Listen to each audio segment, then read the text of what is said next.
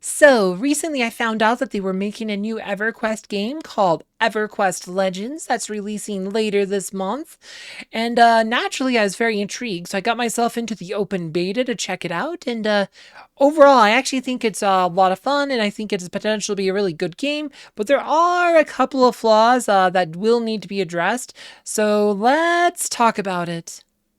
So when you first get into a server, you'll go to that character select screen, which looks like this, and you might notice these boxes over here are kind of tiny. But yeah, if you have to create a character, obviously, if you're joining a server for the first time, but this right here is a warning. It says it's a beta server and the characters will be deleted at the end of the beta period, but that might be, you might be having a hard time reading that, and that's because this is a there's not much you can do because this is based on an old game, and the UI was intended for a screen with a resolution of 800 by 600 pixels, and well, computers have come a long way since then, and yeah, all of our displays are a lot bigger than that. Like I said, my display, for example, is 3840 by 2160, so everything's really tiny. Like, this is probably the most serious flaw of the game right now is the UI. The dev team did say they're trying to fix that, but yeah, this is hopefully that's something they address before launch, because yeah, this UI pretty rough. There's a couple of things you could do when you're actually in game. I'll talk about that, but the UI is pretty rough, and this is gonna be like the first obstacle a lot of people are gonna have to encounter is the UI. But it is, like I said, and as I said before, it is based on classic EverQuest. But as you see, this is a frog character. Froglocks are a playable race in EverQuest, but they were not playable in Classic. They are in this game. Froglocks are playable, Ixar are playable, and they're also going to be adding Karens, which are not playable in the beta, but they're supposed to be playable during live. Karens are a race that were never playable in the original EverQuest. They were playable in EverQuest 2, but not EverQuest 1. So yeah, they're going some different directions here. Like I said, it's a very different game, but you have all your classic races like Barbarian, Dark Elf, Dwarf, Erudite, Gnome, Half-Elf, Halfling, High Elf, Human, Ixar, Ogre, Troll, Wood Elf, Froglock, and a Karen are your 15 options. So there are options there. But yeah, like the UI here is pretty hard to see. Another issue I kind of have with this game is they decided to only have the classic character models, which I'm not really, that's a baffling decision to me, because like, most of us don't have a lot of nostalgia for the old models. I'm just gonna be honest, like, most people who played EverQuest did not start during Classic. Like, EverQuest hit its peak during the Planes of Power era. Like, subscription-wise, like, vast majority of people who ever played EverQuest was after Shadows of Luceland, so most of us are familiar with those models. Like, there's some, like, other NPC models left in this game that I had literally never seen before logging this server. I'm like, what the heck?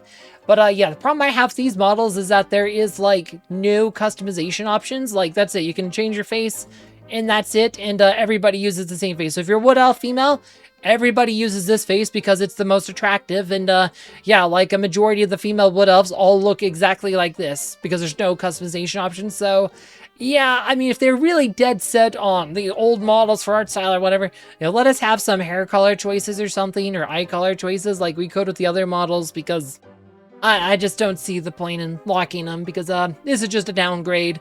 But beyond that, though, the actual gameplay I think is interesting. So, right, obviously this might be said. You have your races, you choose your race, then you'll choose your class, because which race you have affects which classes you can be. So let's say we want to be a high elf. So let's choose an appearance here.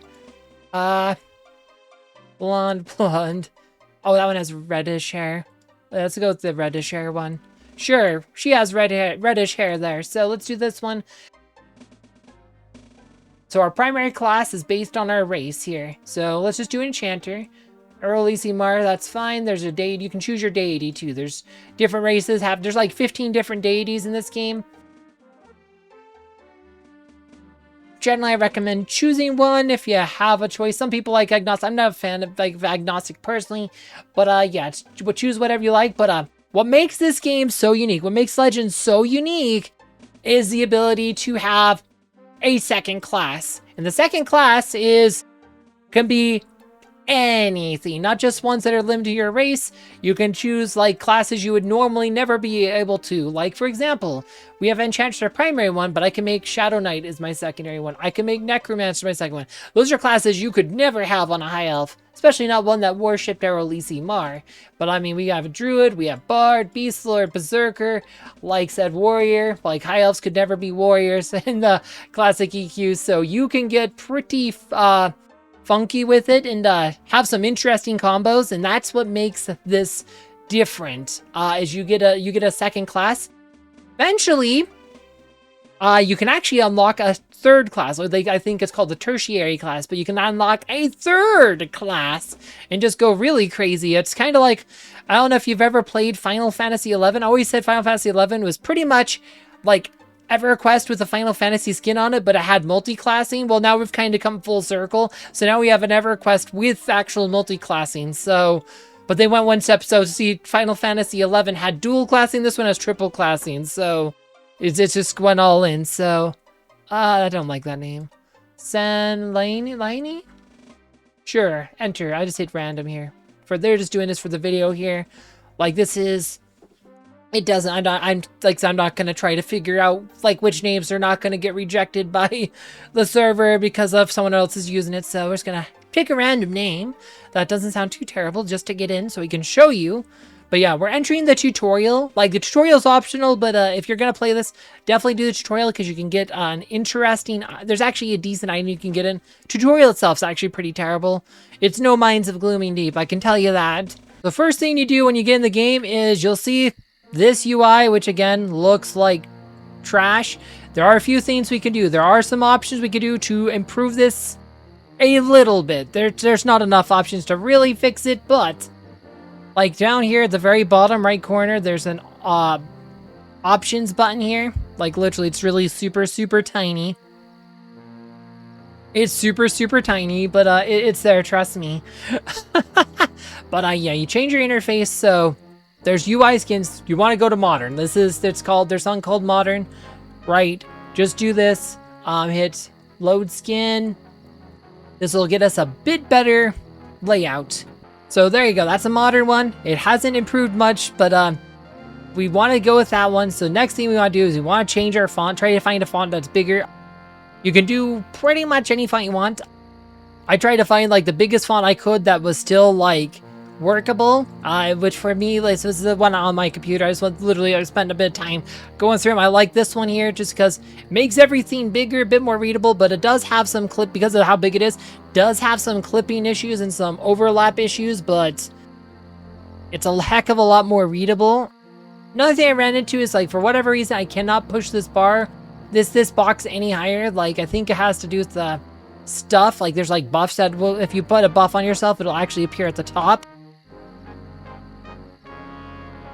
But there's display type stuff. This is fixed size, but there's another issue I was running into. It says I can change it to resizable, except it's not actually won't actually let me resize it. It just won't resize. So like it has an option to quote make it resizable, but it doesn't actually do anything. Again, there's so many issues with UI. Like this is the biggest issue.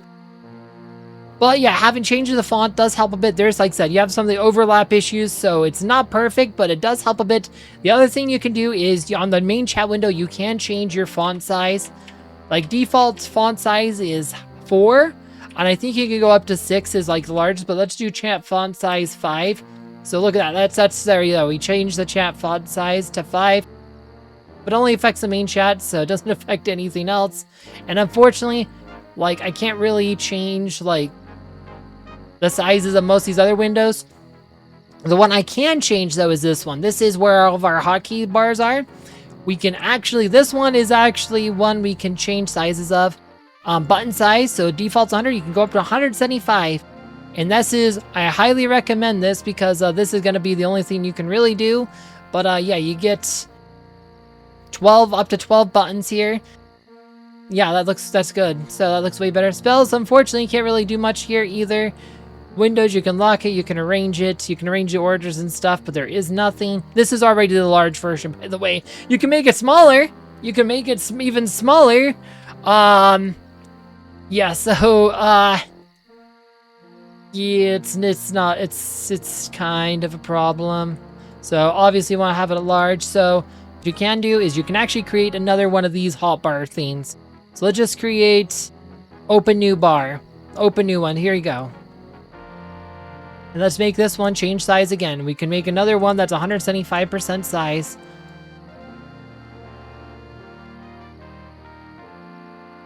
So here you go. Here's what we can do. And now what we can do is we can actually move our spell gems into these spots here. Like, there you go. We can make pretty much, we just copy our spell gems from our spell list here. Like, this is what you gotta do here. Like, it's really the only thing you can do. But, yeah, also you might notice I have spells from both Shadow Knight and Enchanter already memmed because, like I said, we're multi-classed. I'm a Shadow Knight Enchanter. Or an Enchanter Shadow Knight, excuse me. But, so there you go. So now I got my spell gems. Oh, yeah, we can also put the spells button here on the bottom here because it's where it is. So there you go. You got your actual spells. Gosh, I can't even move it because it's so tiny. There you go. Yeah, we'll just keep it there, whatever, so we know what the actual spells are, because we have to still, when we go into the spell book to mem stuff, we'll have to actually do, like, actually put them in the thing. But, I think we have to, actually, wait, we might be able to... Oh, we can actually just do it this, okay, so you can literally do that. Actually, I could probably copy the bottom ones here, too, so, yep, so, okay, there you go. So then we'll also copy these other gems here that are not, we don't have spells for yet, and just put them here. There you go. So, like, that's literally, like, what you can do. Like, that's about, there's not a lot of choices, but, like, that is one thing you can do, is just to do, like, pretty much that. Unfortunately, most of these other windows cannot be resized. Stances, this is another mechanic in this game that is not really in part of EverQuest, is you get stances based on your class. You have balanced stance, which, reduce damage or whatever. Like, there's just different stances. They all have different effects. There's an offensive one, Mage Hunter stance, like said, Chandler stance, Empowering Invocation, Arcane Mastery Invocation. There's all these things, but again, these icons are super tiny. Again, you could probably just make another hotbar here and then copy them here. But yeah, this is the first boss of the game, is the freaking inventory. So, just kind of do that. We're not gonna worry too much about stances right now, but yeah, like that is what you run into. But yeah, this is a tutorial. Everybody's named Doug for some reason. You can give them your little note that is, like said, it's a little note, whatever. This is like a little intro tutorial. We're not gonna go through the whole thing. We're just gonna go through enough to get the item we need. Give him, he'll tell you to go to a place. There's other stuff also, but we'll just skip to where it matters here. Like, really, you eventually end up here. You go up here, you'll fight some skeletons and stuff. Pretty much what this guy wants you to do is help, like, clear some of these skeletons. So you just want to kill all these skeletons here.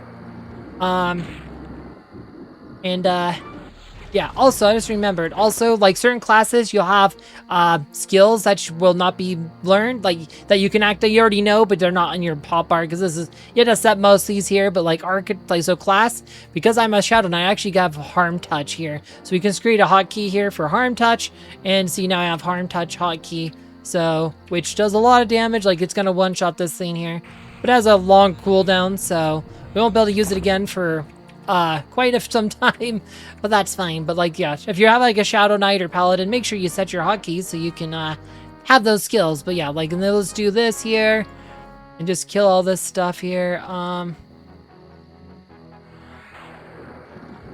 But yeah, like, and you can turn in, like, so the stuff for, like, quest items. Oh, I had turned off auto attack. There you go. There you go. Okay. You need those skulls for the quest here. Okay, there you go. That spirit disease actually does pretty good damage there. Come on. Okay, there you go.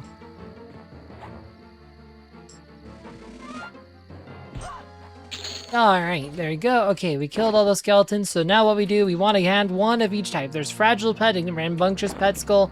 We hand one of each to him. He will give us a pair of boots.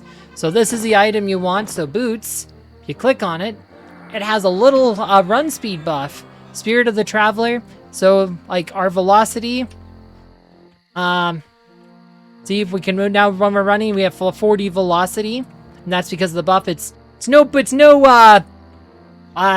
like J boots, but for like a free item that you can get literally like 1 minute in the game, it's fine. And yeah, you can actually get a second one with these other skulls here. You can actually do it again. You can even stay here and farm if you want, but you can get a second one. So there's a new mechanic in this game called merging. So what you do, you take your item, you can place this here, hit merge, and now you hit yes.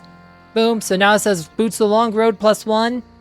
Like I said, but it has 1 more HP and 1 more AC than it had a minute ago. So pretty much, it's like if you've been watching my wizardry content, it's like the unification and enhancement system in Daphne. Like it's almost exactly like that, except it's a bit more streamlined. But each tier though has more and more stuff you need. Like the first tier only need a second one. The next tier it's like, and it doubles like each time, and you can eventually get to like +10 if you want. But yeah, like that's pretty much it. But yeah, when you're done with the tutorial, you literally just tell Doug over here to send you away. Like I said, you can stay here like for a while if you want to farm more boots to get like +10 or whatever. But for this video, doesn't matter. So just tell him to send me away. There you go, and that will send us to South Fellwythe, which is our newbie city for an elf. And you probably have another one of these little scrolls here for your guild master, because you usually be right for your guild master. So Rekeeper Art, enchantment enrollment. Return this to the Knoll Goldscener. Hand that to him, and he'll give us a little robe. Little newbie robe, so now we're not naked. So, see, now we're not in our underwear. Which I guess is a good thing. So there you go. And then that's it. We can just leave. And oh yeah, actually there's a little portal thing. Shoot. That's fine. We'll swim across. But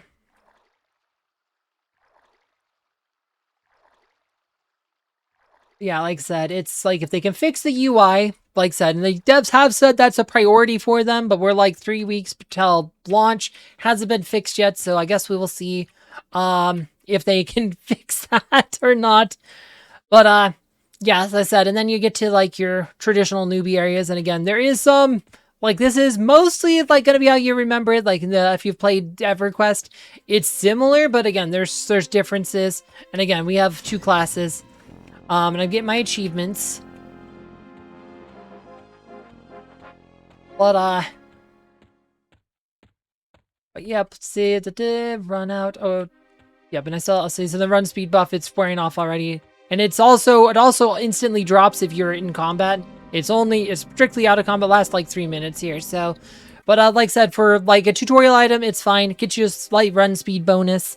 So totally worth doing the tutorial just to get that. Like I said, it's no Mines of Glooming Deep, but it's a nice little bonus free for something that's free, takes 1 minute to get.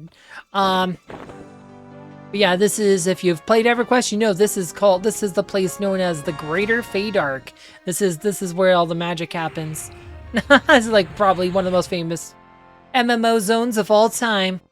But yeah, also enchanter pets are right now, like there's some weird balancing issues where the best pet in the game right now is the enchanter pets. Like enchanter pets are like, because pets also have multi-classes, so like click on my pet here, we'll check this, I'll show you in a second. Like enchanter pet is like a warrior paladin, so the enchanter pet can lay on hands, they can cast all kinds of buffs, they can cast greater healing even on your, like, so they can cast greater healing on their freaking summoner. So they're like, just like uber.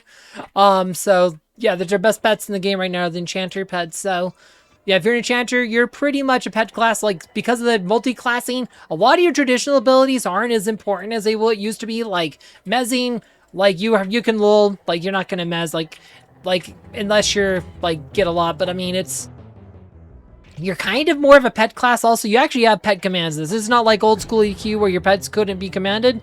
Like, you can totally have your pet, give your pets commands like pretty much any of the other casters can. So, yeah, like, you're pretty cool. It's pretty good there. But, yeah, you'll just kill some stuff. There's a few other changes here with factions. Like, you can unlock other races and stuff. Like, faction quests matter. Like, if you want to change your race, there's faction quests that you can do to change your race. Like loadouts, you see there's this actual whole thing. You can set your loadouts to add different classes or whatever, like, and you can change your race. You can actually unlock like other races. Like, if you can, like, there's quests you can do to unlock other races, but you have to max out your faction standings with those like cities. Like, if you want to max out, like, if you want to unlock like Dark Elf, you have to max out your Neriac factions. So the factioning is very different. Like, some of the things have been changed. Like, if I can find an orc pawn, I want to show you something. Like, because there's something different about the faction changes you get for killing an orc pawn. Right? Like, if you know EverQuest, you know that orc pawns have some faction changes. We might have to wander a bit for one. But, oh yeah, this Black Wolf. Here you go. See this Black Wolf model? I've never seen this model till I played this guy. I didn't even know there used to be an old wolf model.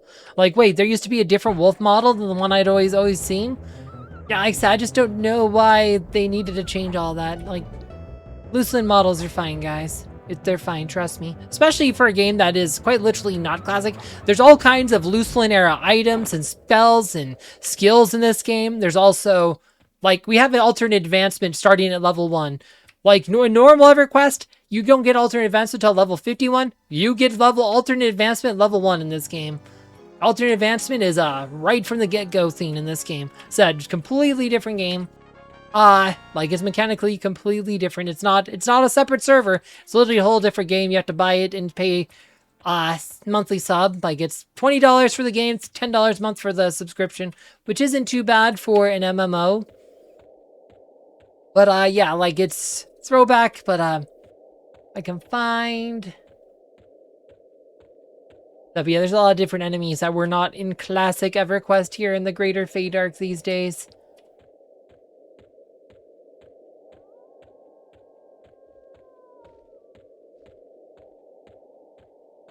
Dark, and it's dark at night.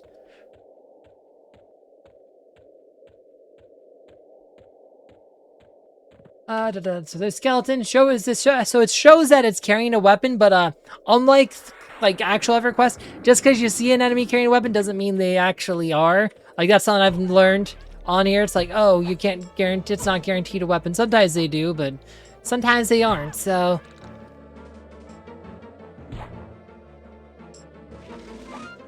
oh, that one actually had a weapon, but it's a rusty bastard sword. It showed a scimitar. This is a rusty bastard sword because you just get whatever is on the loot tables. But because we should be able to equip this though, because we are a Shadow Knight. This is going to be a better weapon than this dagger, I think. 642, 324. Yeah, no, this should be an upgrade. Do that. So everything's bind on equip too. Like, this game, like, unlike EverQuest, everything in this one is bind on equip. Like, it's like, I mean, I don't know if you have, not too many people probably played Vanguard Saga of Heroes, but that was pretty much the experience I played, like, after, like, the early days they made everything bind on equip. That's what it is in this game. Everything is bind on equip, so yeah, you just have to know that when you equip something, you won't be able to sell it again. It'll become worthless to vendors, and yeah, it loses all value. You can't trade it to players or anything, so just know that when going in. Alright, so here's another thing that's different. So Pixie Tricksters, like, they're level 2 enemies, but so normally, like, if you play on like EverQuest, how you like the regular EverQuest, when you kill pixies, you get faction hits, but I was not getting any faction hits for killing them. So I think they removed the faction hits, at least on the low-level pixies, the level 2 pixie tricksters that are in the newbie areas. I mean, there's factions still listed in the game, but I don't give any faction changes for that one. So, like, that's a change on here. I don't think I've ever killed a pixie trickster without taking a pixie faction hit, so it does make them more killable if you're worried about the pixie faction.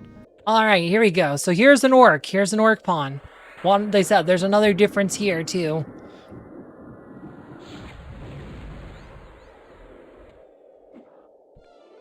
Josie's carrying a stick, but he's probably not. But, so also, I just gained a level! Yay! But, yeah, so if you look here, if you look at the factions here, it says, my faction, the Crushbone Orcs, went lower. Stormguard went up, Feydark Champions went up, and Emerald Warriors went up. But, if you've played Classic EverQuest, like, if you're playing live, you normally take a faction hit with the Indigo Brotherhood, which is a Neriac faction. They removed that from, at least the Orcs and the Greater Feydark. Haven't actually been into Clan Crushbone, but, the Orcs in the Greater Feydark, they do not give you Indigo Brotherhood hits, so this makes killing them a lot less risky if you're trying to faction up with, like, Neriac. Like, so I think because they made, like, the whole class system and the stuff, and you can actually change your race via faction quests, I think they made it a bit easier. So that's the thing, but also this orc just dropped something called a Mote of Infinitesimal Potential. So motes are another big part of this. You can use this to, when we talked about this thing with the whole merging, you can use motes as a merge. Like I said, oh, you can only, but this is a low level mode. You can only do this like level 1 items, like a level 0. You can only use this for like to take something from level 0 to 1. So I can't actually do this. But if the boots are level 1, I could use this to take it to level 2, because this is like the lowest level mode, right? It's called Infinitesimal Potential. But you can also do it, I believe you can also do it with your spells. So if we wanted to do it with, all these are things, but see, you can actually upgrade spells too. So place item here. See, we can upgrade spells. This spell can be upgraded. This is another progression system. So yeah, so you are sure. Nice. So look at that. So it now does, oh, see the cast times lower. It lowered the cast time. The reuse times all went lower. So so now we can cast Life Tap faster with Mote of Infinitesimal Potential. So again, mechanically a very different game for EverQuest. It looks like Classic EverQuest, but it is definitely not Classic EverQuest, but worth checking out if you're interested. Like I said, it's like you can, if you buy the pre-order, you can enter the beta. Like I said, and I was curious enough that I had to check it out, but it was only like $20. You do get a first month with that first month subscription. After that, it's like $10 a month. But yeah, I don't know. Like, on launch day, I might try posting a video, or maybe maybe we could live stream it. I don't know if I want to live stream this game, but maybe we could. But yeah, I'll think about that. But yeah, like I said, also we gained level 2 on that last fight. So, but yeah, anyway, not too much more to say on this. Like I said, a couple years ago, I did some videos when I was doing some played EverQuest on the progression server Teak. And if you're interested in checking out one of the videos I did for that one, you can find down below. As always, thank you for watching.